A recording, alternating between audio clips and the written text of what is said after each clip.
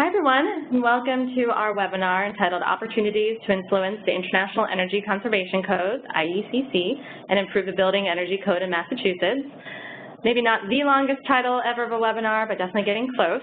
There's a lot to pack in here, and I know it's a subject that not everyone might be experts in yet, so wanted to pack some information in that title. So glad you all could join us today. My name is Cammie Peterson. I'm the Director of Clean Energy at the Metropolitan Area Planning Council, MAPC, and we're hosting this webinar today. There's some real impacts and advances that can be made through a more energy efficient building energy code, and there's ways to work on that by advancing the International Energy Conservation Code, and there's some exciting ways that folks in Massachusetts can play a role in that and levers that they can pull and that we want to work with you guys to help pull. And so I'll tell you all just a little bit about us, and then I'll turn it over to our very expert speakers here today. First, MAPC, for those who don't know, we're a regional planning agency. We serve the 101 cities and towns of Metro Boston. You can see our map here. We also work statewide on a lot of issues and are excited to have folks from wherever you are in the Commonwealth or otherwise today. We have over 80 employees that work on a range of planning disciplines, as well as government affairs and digital and data services, homeland security, and many other issues that we work on. But it's all toward our mission of smart growth, sustainability, and regional coordination. We're a public agency that was created more than 50 years ago by the legislature to work on these issues and support our cities and towns. In our Clean Energy Department, we've been working on energy. Just a reminder to folks that are calling in or using their computer to please mute yourselves. We'll help on our end too, but technically we're having a little trouble doing that blanket across, so appreciate you all helping us too. As I was saying, for our Clean Energy Department, we do a lot of work on energy efficiency and renewable energy, all toward working on climate mitigation as well as on resiliency. We work regionally, helping communities collectively to come together on procurements and programs. We work to help with the planning side of things, including baselining and strategizing and goal setting. And that's for advanced climate planning like net zero planning and greenhouse gas inventories, local energy action plans, energy reduction plans, climate action plans, and also plugging communities into all of the above and other programs and incentives. We provide a lot of TA. We work to help plug into those programs as well as others on things like gas leaks and solar permitting, do a lot on policy and a lot on the education side. As I turn things over today to our agenda and other speakers, I did just want to mention why this issue is an important one to MAPC. As I said at the start, we really see building codes as a lever that different stakeholders, and in particular here our audience of cities and towns and those who work with them, to be able to pull to advance our climate goals and our energy efficiency goals. So as you'll hear from our speakers today, there are ways to get involved in the International Energy Conservation Code process, which is nationally how many states work on their building code and then adopt it here. You'll hear more about that in a minute. And that then allows us to advance our base building energy code as well as other codes like the stretch code here in Massachusetts and to make real progress on that in a relatively easy way. So there's a lot of strategies out there for reaching our climate goals, and this could be a really powerful one in the toolbox. So without further ado then, I'm going to turn it over to my esteemed colleague here, Ian Finlayson from the Department of Energy Resources in Massachusetts. He's going to speak to give you guys an orientation to the IECC and the Massachusetts processes. And then we'll turn it over next to Bill Fay, who is thankfully calling in for us. He's an expert on codes and the energy efficiency of codes, and he's calling in from Washington, D.C. from the Energy Efficient Codes Coalition. So first off, we'll go to Ian.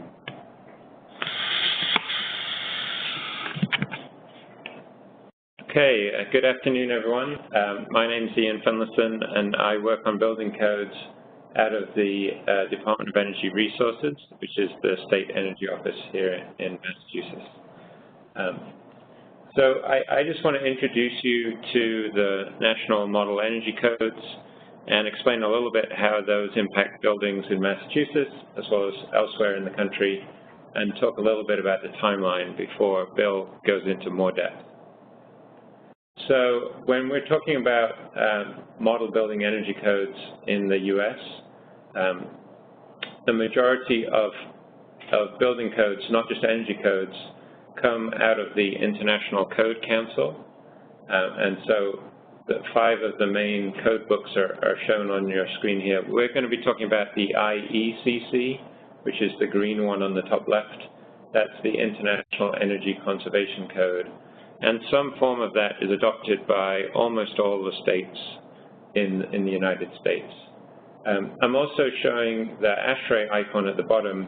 They developed a standard for commercial buildings, and that standard is adopted by extension from the IECC. So we're going to talk about the IECC and the ICC codes, and that brings in ASHRAE as a result. Okay, so in Massachusetts, we are one of only a handful of states that has really tied the state building code to the ICC through the legislature. And we have a requirement that was brought into place in 2008 through our Green Communities Act to adopt the latest IECC, or International Energy Conservation Code, along with the ability for my office, working with the board. We have an independent board of building codes, essentially. We can increase the stringency of the IECC, but we can't reach it. So we look at where the IECC is in place in Massachusetts. I'm sure a few folks on this call will be familiar with the Stretch Energy Code. And you might be saying to yourself, well, at this point, due to the amazing progress made mostly at the local level by municipalities around the Commonwealth, we don't have that many towns and cities still on our base code. We're very fortunate to have 240 cities and towns on our Stretch Energy Code. However, if you dig a little deeper, as we show you on the next slide, you'll see that the Stretch Energy Code is actually heavily based upon these model energy codes. So reading across from left to right, you'll see that it's only actually the residential individual homes up to 3 or 4 unit buildings that don't use the IECC or ASHRAE in some format.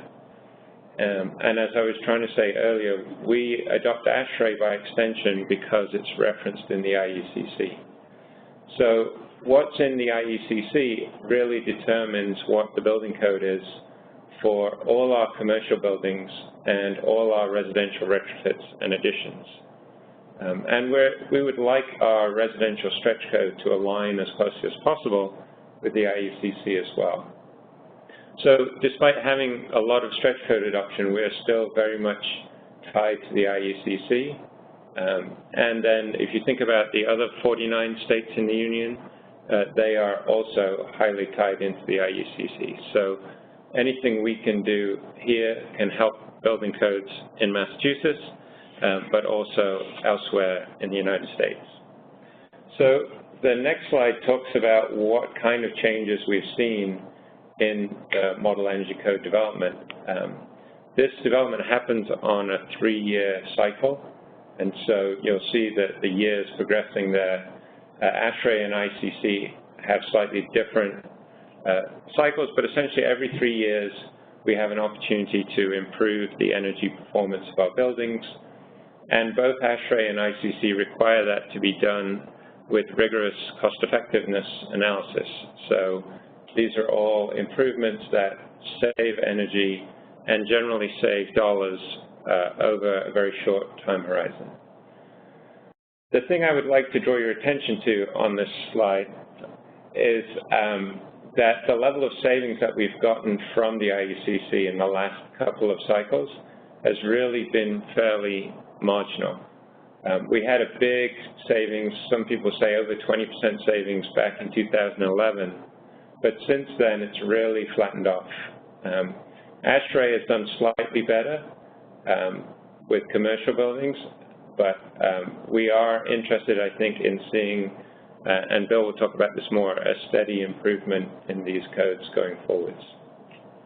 So the next couple of slides just illustrate what code changes do. And this is just showing you a variety of different commercial buildings so that we can convey the fact that a building code is going to affect a building type quite differently depending on the usage. And so the next slide will show you that the savings that you get also vary significantly by building. So in order to stipulate savings across all these building types, we have some very wordy, precise, specific code language edits, and we're not going to dive into those. I think the goal that Bill and I have is to really explain the higher level process by which the code changes get made. So moving on to the next slide. The next cycle of the IEC, the International Energy Conservation Code, will result in the 2021 Model Code. That is being developed right now as we speak. There are various constituencies developing changes to the code language this year. They have to submit them but no later than January of next year. And then what we really want to focus our attention on is the process by which those code proposals are reviewed, voted upon, and hopefully some of them are adopted. And that will happen across the course of next year, culminating in a big vote in November.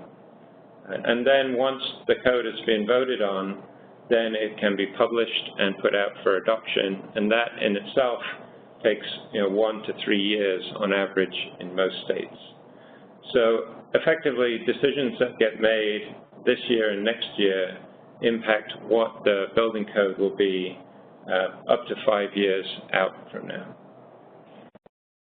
The cycle itself is a multi-step process, but the key points for local officials, governmental officials, and people associated with work at the town or city level are really the voting periods at the final action hearing, which is near the very end of the arrow on the left. And I think Bill will talk about that a little more. So finally, I just want to conclude that the national model codes that we just introduced, despite all the details, are finalized by members of towns, cities, and state government, and occasionally volunteers that assist with those towns and cities, that we are looking to see some more substantial changes in the code cycles going forwards, and that there's a real opportunity coming up with this next code cycle to change both the energy code in Massachusetts and also around the country. So with that, I'll hand it back. Yeah, and so Bill, you can unmute yourself. And just to let folks know, we do have a section, time allowing, at the end of the webinar for question and answer. Feel free to type in the Q&A box. You can send it just to us. You don't need to share it with the whole list of attendees. And then again, like I said, time allowing at the end, we'll look to address those questions. So feel free to do that throughout the presentations or to save it to the end. And with that, Bill, if you're unmuted, you can get started. I am unmuted. Great. And so are we, let's see, oh, there we go. Okay. What I'm going to talk to you about today, it's kind of interesting. The Energy Efficient Codes Coalition is an unusual conglomeration of people that don't necessarily speak to one another when they pass in the halls, but they all agree that energy is one of the big, that building energy codes can play a huge role in national energy policy. And so what we want to do is describe today the fact that this is the power for this action moving forward is really in your hands. If in fact all 50 states were like Massachusetts, there would be no need for my group. As it turns out, there are some very strong opponents of efficiency that have also been very effective both in the past, but then after we had some successes in changing the rules a little bit and erecting some structural impediments to code improvements. So as Ian pointed out, historically, we had virtually no improvements from about 85 to 2006. In the 2009 and 2012, we got about a 38% boost in efficiency. And since that time, as Ian pointed out, the 2015 and the 2018 have had slight improvements with residential, although they've had some pretty meaningful improvements in the commercial. So let's go to the next slide. And and the real challenge that we have ahead is eliminating energy waste in homes, multifamily, and commercial buildings, and the IECC covers all of those. Next slide. And you all know this, but the elephant in the room right now is buildings. I'm going to provide a number of data points that pick that up, but clearly the 71% of electricity, 39% or 54% of natural gas, and 42% of all energy is consumed by buildings, and 39% of greenhouse gas emissions account for them. Next slide. Now, this is a big issue for the low-income housing advocates that are part of the organization, but it should be for all of us. After mortgage principal and interest, energy is the highest cost of home ownership. Next slide. It's even higher than taxes and insurance. And then lastly, when we build any kind of a building, it's going to last about 100 years. So building it right the first time means a lot, and failing to construct efficient buildings is going to have an impact on national policy for 4 to 5 generations. And we find if you take a look at the data out there, it's a lot less expensive to build the building right in the first place than it is to retrofit it later on. And lastly, when you think about those 100-year lives of our buildings, that's 1,200 monthly energy bills, and just for a home, residential or commercial buildings vary dramatically, but the average home's energy bills, would total about $170,000 at least over the 100-year life that building's around. So then the question is, we've talked about the problem. The solution, as Ian talked about, is literally the energy code. It is the one way to get at every single building that's out there. Next slide. And you can see that in this slide that shows that about 66% of both commercial and residential energy use is covered by codes. This is a good slide because NAHB, the National Association of Home Builders, which opposes a lot of the improvements in efficiency, did a survey that found that 9 out of 10 Americans will pay 2 to 3% more for efficiency features that are permanent.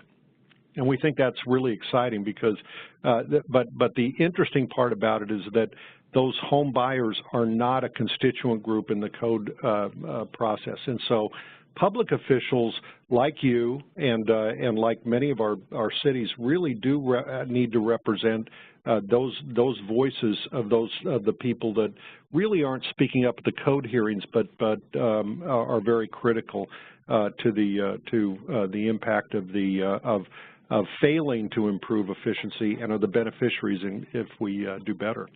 Next slide. So then here's the result of eliminating energy waste in our homes. You can start seeing some of the real impact that we've seen. Next slide. The thing is, these two buildings, these two homes are exactly identical. They were built by the same builder, and if you look at the two homes, you can't see any difference to the home buyer, but click. And you'll see the only difference between the two of them is one of them is built to the 2012-2015, which I think 2015 is where Massachusetts is now, unless you're in a stretch code where you're beyond that. And if you look at that home on the right cost $1,250 more, which is far less than the 2 to 3% that Americans say that they're willing to pay for permanent features. But let's go to the next slide and you'll see what this really means. That 2015 IECC home is 38% more efficient. It happens to be in Michigan, and the US DOE has estimated that the people that live in that home over the first 30 years, the mortgage years, first mortgage years, are going to pocket $10,081. That's after fully recouping the $1,250 additional cost. And then, of course, the savings are going to add up beyond the 30th year And when you take a look at that nationally, you can really see the impact where, and these are what they call climate zones. The United States is broken down into a series of climate zones, and the colder climates are towards the bottom. But you'll see that if you build to the 2012, 2015, 2018 IECC in comparison to the 2006, you'll be pocketing as much as $33,000 over the first 30 years in Alaska, and as little as $5,000 in the belt in the southern end of the U.S. Next slide. Now, I love these kinds of slides because whenever you can see a prediction come true, I think, or by anecdotal evidence, I think that's important. And what the prediction came from the IEE, the Institute for Electric Efficiency, from the Edison Electric Institute that represents the IOU. And the next click will show you that they said that if we continued with the progress of the 2012 IECC, that it would, that together with appliance standard improvements, just those two factors, will completely offset the anticipated growth in demand in the residential, commercial, and industrial sectors combined, which eliminates the need for new power plants to meet that growing need. And so that was the prediction in 2011. In 2014, you click again and you'll see that Lynn Good, the CEO of Duke Energy, was being interviewed by the Financial Times, and she said, and this was an article about why it is that we don't need, in 2014, we won't need additional power plants to meet a growing economy. And she said improvements in energy efficiency for buildings and appliances appear to have broken the traditional connection between electricity demand and economic growth. And I got to tell you, Massachusetts has played a huge role in that. Next slide. And then McKinsey and Company did this analysis where they took a look at all of the major measures that were available to try to reduce carbon emissions, and then they put them on a cost curve. And you'll see that everything on the right-hand side has a positive cost. It costs more than costs money, like shutting down all the coal-fired plants is in that continuum. But on the left side, you'll notice that a lot of the things that are boxed in green, those are all code issues. Those are the things that have been improved by the 2012, 2015, 2018 IECC and are now in effect in Massachusetts and many other states. So codes are the most cost-effective means of greenhouse gas emission reduction. And then most recently, it was last November, so this is brand new. McKinsey put together a new analysis called Focused Acceleration, and it's a strategic approach to climate action in cities in 2030. And what they found was that optimizing buildings, now that's going to be the turquoise color you can see, is the largest, has the most impactful results of any action that a city can take right now to try to reduce its carbon emissions. So here we've already identified the fact that this puts money in the wallets of people. It also improves their resale value and the comfort of their home, but at the same time it reduces carbon emissions. And it was this analysis that was the centerpiece of a unanimous resolution that was just adopted in Boston last Monday by the U.S. Conference of Mayors, which really linked the two real high priorities for the U.S. Conference of Mayors, building energy efficiency and climate improvement. So, you know, the mayors recognized this, and this was the predicate for the resolution that they put together. Next slide. And this means, you know, you can see what this means to the nation. I mean, it's a tremendous amount of energy savings and cost savings, and then a lot of carbon emission reductions as well. Next.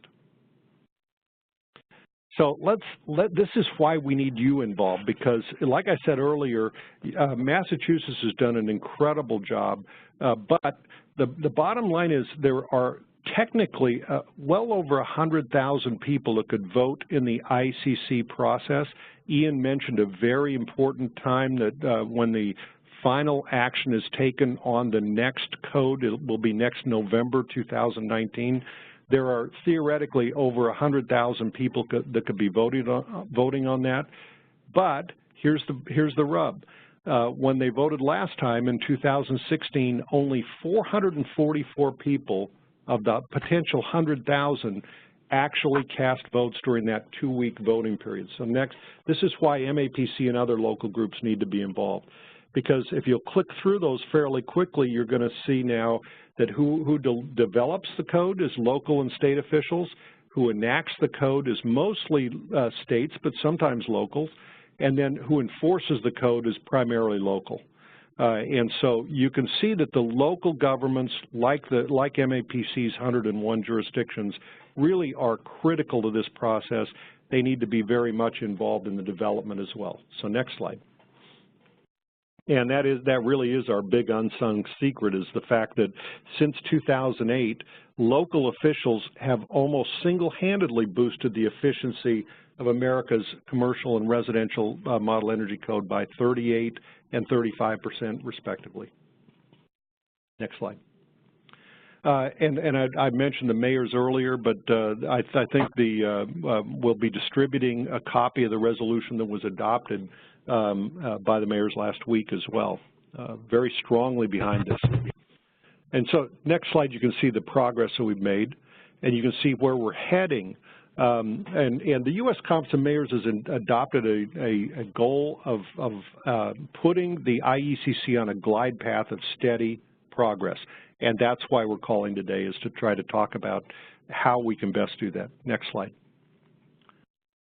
Because when it really comes down to it, the Model Energy Code doesn't mean anything. It has to be adopted by the states and localities. Now, next slide is going to show you what exactly is happening here. Now, this is where we were in 2009. You can see us moving as states adopt and adopt and adopt and adopt. And you can start to understand why it was that Lynn Good said we don't need new power plants. And so here we are. This is actually June 2016. Since that time, Pennsylvania just went to a stronger code. The other thing about the map, it doesn't show that the progress Texas, Arizona, and Missouri and Colorado have made, because they are home rule states. So their state does not set their energy code, but many, many localities. I think 2/3 of the people that live in Texas now are under the 2015 IECC. So next slide. You can see why those votes are really meaningful. So this is the question. Next year, we're going to be developing the 2021 IECC, and our goal is to try to improve that by about 10% for both commercial and residential. Next slide. And that is the real window of opportunity, is that you can vote. What we need to do is get more than 444 people casting votes in favor of efficiency. Next slide. And so our simple goals for the 2021 IECC are to achieve a 10% efficiency boost in the 2021 over the 2018. That's for both residential and commercial, and that also covers multifamily. Putting the 2021 on a glide path, and defeating, and there are invariably rollback proposals, and those need to be defeated. And then the only way we can do that is by bringing more local officials into the process of what the ICC calls CDP access online voting. And then lastly, urging elected officials to kind of link their voting to their jurisdiction's energy and environmental policies. And that's what we're going to talk about with regard to the next set of items, which is what is a task list for you to consider over the next little while. Again, our glide path, and you can see that as you click again, and you'll start seeing the glide path move. If, in fact, we were to get about the kind of improvement we're looking for, we would probably be at net zero construction of both residential and commercial by the minimum code. Now, Massachusetts is going to reach it earlier, but the nation will be at that by 2050. Next slide. Now, here's the interesting part about this. You can get very technically involved in the IECC process. You can become a building scientist, but you don't have to. And in fact, I'm going to show you a way where you can participate in the process of IECC development for the 2021 with a minimal amount of effort on your part. Next slide.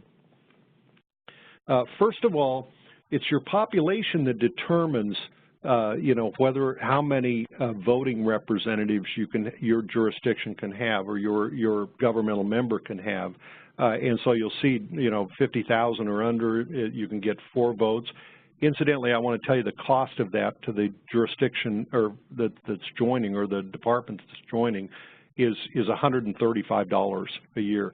So for $135, you can cast 4 votes for the next IECC.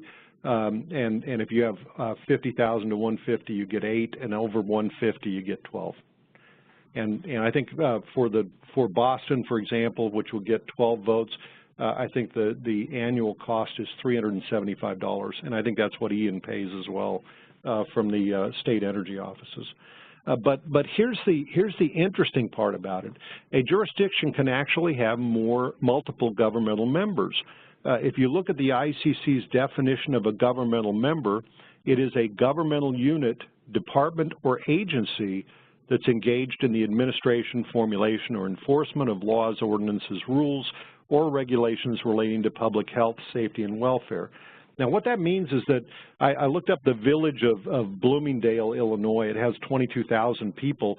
It has 2 ICC memberships, governmental memberships, and each one of those can cast 4 votes. So the town of Bloomingdale, or the village of Bloomingdale, Illinois, casts 8 votes, 4 of them from the fire district and 4 of them from the village itself.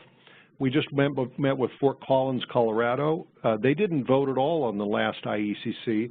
They have 164,000. They have their own public power entity, and so their plan right now is to have 3 ICC memberships, each of which will have 12 votes, so 36 votes cast by the building code officials, 12 of them, 12 votes by the sustainability office, and 12 votes by the city's public light and power. So this is how you do it. With minimal pain, with huge gain, this is the action that you can take. We call it the power is in your hands. Let's click to the next slide. Now, the first thing that we recommend everybody doing is determining how many governmental memberships your jurisdiction can have. City of Boston, for example, could have, I can imagine, at least 2 or 3. And then secondly, to send a top-down message supporting that 10% boost for the 2021 IECC. The thing is, what we find a lot is that we don't see a lot of communication between the mayor, who may be involved in policies to meet the Paris Accord targets, and the building officials who may be fairly distant from the mayor in terms of the flow chart. But this is something you need to be thinking of now. Is to take a look at the kinds of districts, governmental memberships your jurisdiction can have, and then also to send a top-down message to make sure that everybody that's voting on behalf of your jurisdiction knows what the policy of your jurisdiction is. Next slide. Number 2, now you have to do this by March 29th of 2019. And I've told a couple of sustainability offices that that is the last day for each governmental member to either join the ICC or to renew an existing membership in order to ensure that they can vote in that November online process. And so that whole process of joining the ICC takes about 5 minutes, and a city credit card or a jurisdiction credit card that has at least $375 limit on it. It's a fairly easy thing to do. It takes about 5 minutes. And once you do that, if you do that in advance of March 29th of 2019, your jurisdiction is going to be entitled to the 4, 8, or 12 votes, or your agency or department. Next slide. And then item 3 has to be done by September 23rd, 2019. That is the last day. When you join, you will designate a primary member. I think Ian is the primary member for DOER, and Ian then is responsible for naming the other 11 people that are going to vote on behalf of DOER. But those names have to be submitted by the 23rd of September next year in order to be allowed to actually go online and cast their vote. Next slide. And then lastly, you just have to make sure that you vote.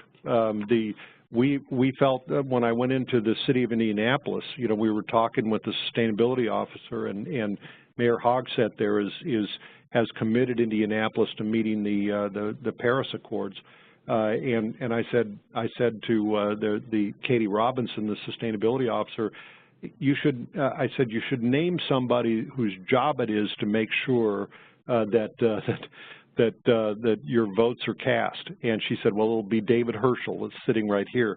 And I said, okay, so David, I'm going to suggest that whenever that window, and it's not an absolute window yet, we kind of think it's going to be between November 13th and November 27th, but they haven't announced it yet.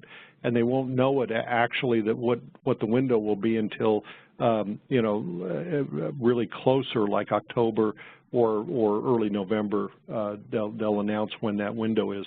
But the bottom line is David Herschel is going to make sure that all 12 of Indianapolis' Sustainability Office votes are cast, and also work with the building officials to have their 12 votes cast pro-efficiency as well. Next slide. Oh, by the way, I do suggest pizza parties. I think that it's a good way. I mean, voting online is interesting.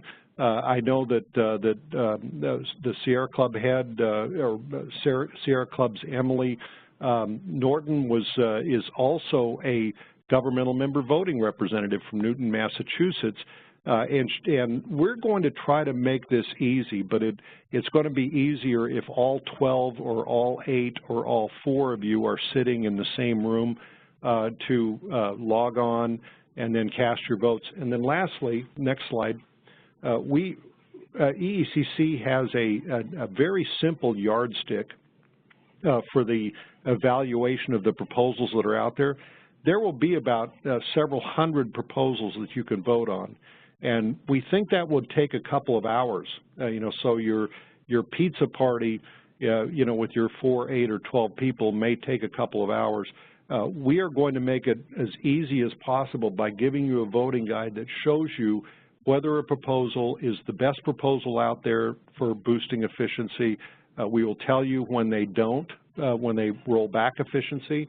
And our voting guide has been not only endorsed by the U.S. Conference of Mayors, but I remember the presentation we made in 2016 with Ian there, that the DOER and EECC differed, I think, only on one proposal out of several hundred, and it was not a major one.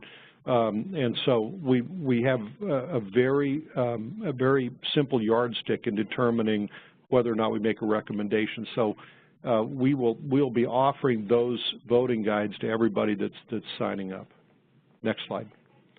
And you know, what we really want you to do is to ask us for support. If you want to know about your jurisdiction joining, you know, you can get in touch with us. You can work through MAPC to do that, or DOER. But we'll help you with outreach materials. We will host advocacy meetings and webinars. We'll do training on use of CDP access, the online voting, and of course we'll make sure that you have our voting guide. We'll even help you try to organize voting parties, because that's a way for the entire jurisdiction to be voting not only its entire slate of votes, but doing so you know, with you know, that synergy that you get with everyone in the same room. And that's it. Great. Thank you so much, Bill. And thanks to Ian, too, for those wonderful presentations. I know it's a lot of information out there, everyone, but I think it's some really important ideas of how Massachusetts can become more of a player in really affecting the national set of codes, the international codes, as you've heard about, as well as really being able to advance our building energy code here in the state. So as was implied throughout the presentation, and as I'm sure many of you know, we're not able here in Massachusetts to have individual city or town building codes. We have a state building code that's uniform across the state, except for the appendix that's the stretch energy code, which these are towns can opt into. So in order for a city or town to use building code as part of its climate strategy, there are other ways to kind of leverage the power, the impact of cities and towns to influence code where they're not able to, pass their own individual building energy code. And so, there's ways here in advocating for changes you'd like to see and advances. With the Board of Building Regulations and Standards, BBRS here, which oversees the building code in Massachusetts, that's something that MAPC has been working on for a while, and we're interested in continuing that pathway too. So let us know if you have thoughts on that, outside of this webinar. We'll save time today for the scope of this webinar, but definitely let us know if that's something you would like to work with us on. But another real avenue for opportunity for change is working on the International Energy Conservation Code and taking all those steps that Bill talked about to really be able to influence, with not too many more people voting, a much more energy efficient code. And so that's a really promising pathway that we're excited to be launching a campaign here at MAPC and with other partners at the state and nationally to really try to help cities and towns to understand this process, understand how it can fit into the toolbox of climate solutions and strategies that many are putting forward now to meet the goals that are being set, to really advance and open up and unlock the opportunities of energy efficiency. You saw the cost savings. Many of us know that we'd rather live in an energy efficient home or building or work in an energy efficient building than one that's drafty and uncomfortable. So there's questions of equity and economic development and others that are raised by a more efficient and advanced code that could be answered with that. And so we think there's a lot of opportunity in this pathway of looking to impact the International Energy Conservation Code without too much lift. As Bill showed the easy button there, there's some steps that need to be taken, understanding who can register, going ahead and registering, but we have a lot of support that we plan to give everyone too over the next year and a half, and a lot of time to do it. So it seemed like a good time to kind of set us on that path, start learning together, start building those resources, and letting everyone know and become more aware of that. So in terms of next steps, there will be the slides and the recording that we have here today. So anyone who's participating can take this back with them to their community or their committee or some other group or organization, share it with them, start to think through, depending on your role in your community, how can you participate in this effort? How can you help those that are municipal staff or other officials become involved, to see how you can, whether you're working top-down or bottom-up in your community, to make sure that the folks who can register are educated on this, that take the time to do it, and can be part of our campaign on working on this together. So that's the task I give to all of you that are here on this webinar, is to start thinking about how you can become involved and how you can start educating those around you. And we hope to play the role of connector and convener in that. So as Bill said, come to us with any questions. We'll be working with Bill, with Ian, with others to build resources, to help provide more webinars, more attempted outreach, more ways of helping you to connect to those in your community to encourage them to register by early next year. There is likely no need to register before the next calendar year, as you would then need to register again in 2019. Of course, if you'd like to vote on some nearer-term things, you're welcome to do so. We can provide you with more information on that. Or for those of you already registered, definitely happy to. I think Ian would probably be the best one to tell you more about some of those opportunities in near term. But for those really looking to become involved around this next IECC vote for the 2019 to 2021 code, then you'll be looking at that next code cycle. You'll be looking at making sure that you're registered by March, and we'll keep on you to do that. So with that, I want to open the floor to some questions. We've had a couple come in, and I think I'm going to turn it over to Ian to address one of the questions we got a little earlier in the webinar. Do you want to read it? Yeah, Nicole, maybe you'll read it for him. The question. So we have the questions that we've gotten so far about how the different codes interact with each other. So the first question is, does the Massachusetts stretch code with the IECC and ASHRAE overrule local Massachusetts codes and zoning laws? That's a good question, and depending on your perspective, it's a good or bad answer, but there is a statewide code in Massachusetts, and the Board of Building Regulations and Standards has the authority to set that code. If any town or city wants to do something different than that code, they have to show a unique circumstance, which is extremely difficult to do, why one town would be unique compared to the other 350. The only exception to that is the stretch code, and that was implemented largely for that reason, to give towns and cities an option that was above the minimum baseline code. At the local level, there's still zoning, and some communities have really looked closely at their zoning to see what they can do to promote energy efficiency and renewable energy outside of the building code, but it is a sort of delicate balance. I'll just add there, too, this is Cammie again, that, as Ian said, zoning is separate. There are times where zoning may even be disallowed at the local level if it's seen to be in conflict with the building code. So that's something where cities and towns do have to be aware of, making sure that the zoning that they're implementing isn't trying to govern the same aspects of building energy that the building code would be, because if they were in conflict, that could be disallowed. But zoning has been advanced in many cities and towns along the lines of climate in terms of many have provisions that LEED standards should be applied to different building types. There's other ways to look at, setbacks and green infrastructure and other elements that could advance climate goals or advance energy efficiency through zoning. And it's something that we at MAPC are going to be looking at more this next year as well, working, for one, with the City of Somerville and Town of Wayland, as well as our Metro Mayors Coalition. So if others are interested in working with us on that, and I know there are some on the call who already are, or on the webinar, stay tuned and definitely let us know. There are some good examples out there, but that is one way locally that cities and towns do have more jurisdiction over affecting development and the way that buildings are structured. But if it's in conflict with the building code, that's where zoning is not allowed to creep. And then we have two more questions. So the second question is, are variations like the Massachusetts stretch code included in the IECC?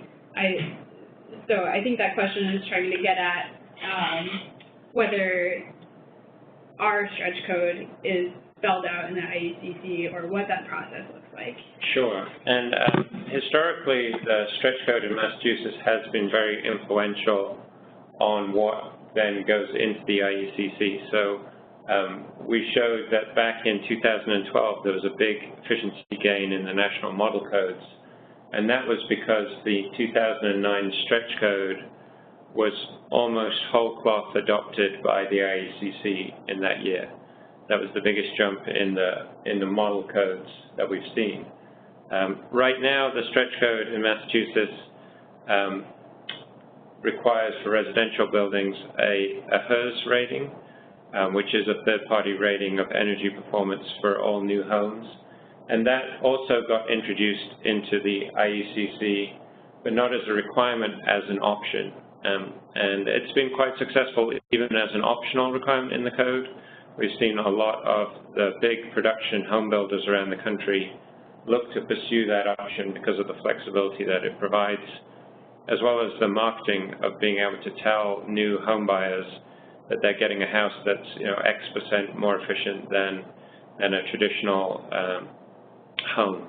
Because a lot of times builders are competing with new homes against existing homes rather than competing against other new homes. So what we do in Massachusetts in our stretch code is quite impactful on the IECC. That said, the current Massachusetts stretch code as written is not directly copied by the IECC at the moment. There has been interest in our large commercial building language, and so we're hopeful that we can participate in that process and get more of the innovations we've tried in Massachusetts adopted at the national level. Let me add something to that, because I'd like to actually second what Ian just said, and we really do listen to Massachusetts because we're constantly looking for improvements that we can make to continue the kind of progress that we've made in recent years, and Massachusetts is one of the states that we continually turn to get ideas. Keep in mind that the IECC is not designed to try to introduce new technology. It is instead designed to try to make certain that when those technologies are ready for inclusion in the marketplace, that those are put into the code not only to give builders the information as to how to take advantage of them, but also to make sure that the code officials recognize them. And so what happens is we can take a laboratory like Massachusetts or California, a couple of other areas in Texas even where we're getting some great ideas, and we'll try to incorporate those. But we only incorporate those that are ready, ready for prime time, they call it, and ready to be brought into the code. Thanks, Bill. And we just have one more question. So, just kidding, we have 2 more questions. And you still have time to type in some questions if you have them. So please type in your questions. So our third question is there a similar initiative around the IECC? Yeah, so the IECC is the International Existing Building Code. So it's the code for buildings that have already been built when they get modifications, renovations, additions, and the nature of that code is that it's really trying to cover situations where the energy code or the core building code don't address the situation. So it's focused mostly on structural, mechanical, and life safety issues rather than energy. So there hasn't been an effort historically to do a sort of energy efficiency outreach around the IECC. It is influenced by what the IECC says about additions and renovations, and that is an area where I think we're looking for potential improvement. We've seen in the last couple of cycles a change to the way historic buildings have been handled, for example, that can bring a lot of savings from existing buildings. So if you're interested in existing buildings, which anybody with a climate focus would presumably be, you can still impact those buildings through the IECC channel, through the Energy Code. And then our fourth question is about net zero. So is or would the IECC consider a net zero or net positive energy performance code? That's a tough one. But the nice thing about the ICC process is that it's an open process and that anybody can propose a code change proposal, and there are folks interested in putting together a net zero code proposal. I think some of you may be aware that the state of California recently adopted essentially a net zero code requirement for their residential buildings. And so it is possible for the IECC to consider something like that. I would say, though, at the national level, you can look around the country and see that, say, the solar PV market, which is a big part of net zero, is much more established in states like our own than in other parts of the country. And so we try and think about code language that can be introduced in a way where it can be effective in all the states of the Union. So I think a state like Massachusetts would probably have a net zero code before we would see that in the national model codes. But there certainly could be options and lots of progress in that direction in the next couple of code cycles. Bill, did you want to add it on that? Yeah, I really do, because I think that where we're heading, in EECC, is to, we now have a very good envelope.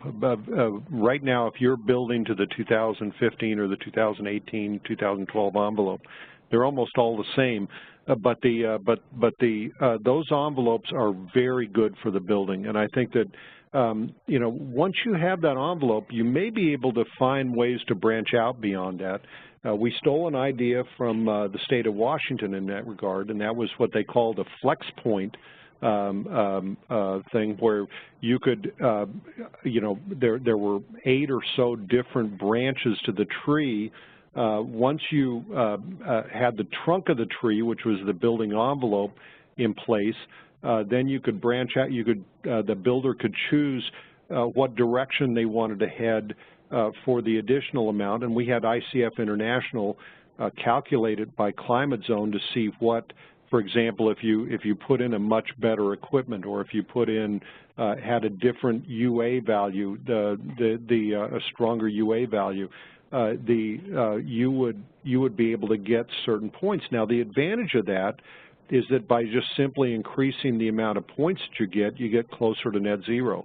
And frankly, if you get all of the branches of the tree properly done, it could be a real strong path for a builder to essentially choose the path that they wanted to net zero. And I think that that's something that we may see more of down the road. It's working very well they don't have a stretch code in the way that you do necessarily, but they do in the state of Washington. They have these options that are available for the builders to pursue.